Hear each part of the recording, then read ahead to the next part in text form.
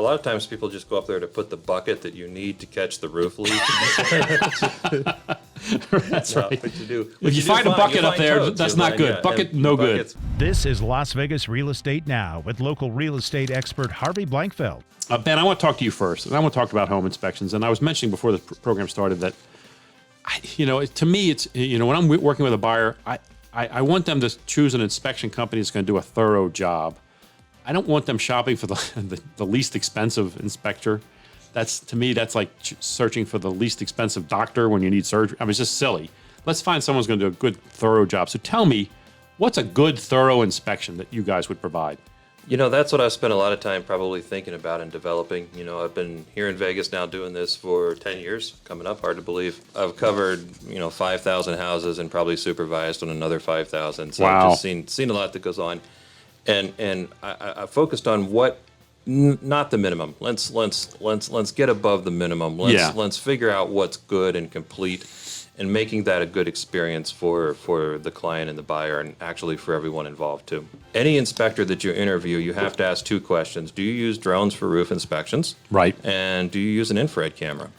Brilliant. And if you don't have those kind of minimum at this point, this is 2022 after all, if you don't have those kind of minimum pieces of technology, you're not getting a complete inspection. Now, the infrared camera is the other interesting tool that you guys use, which I think is amazing. It's like Superman eyes. It's like, you can see through walls with this camera.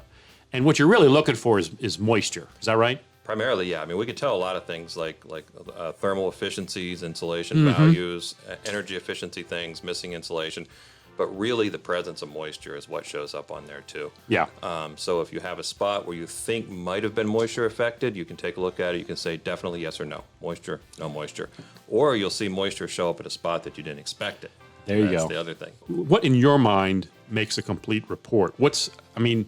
How detailed should you be in that report? Because I've seen some not detailed at all, and some go, beyond. So how far do you go? Well, detailed is an interesting word, because the other thing that I've discovered is that detailed is not always good. What I try to do and what I've developed is to provide as much relevant, useful information, actionable information, and then I can put that into the summary and give you recommendations. So it's more than just blind information. Otherwise, you get hit with a list of 30 things, and then as a buyer, your next reaction is, now what do I do with it, right? Indeed. Yeah. Where do I go now? What's important? What's not important? Right. I don't know. Who do I call? That sort of thing. So we try to give you priorities, we give you information, we give you recommendations, and we give you all of that. You've been listening to Las Vegas Real Estate Now. If you ever have a question about real estate or any of the other topics we cover, just call me off air or text me at 702-203-1165. You can also check us out on the web at lvrealestateradio.com or on our handle on social media at lvrealestateradio.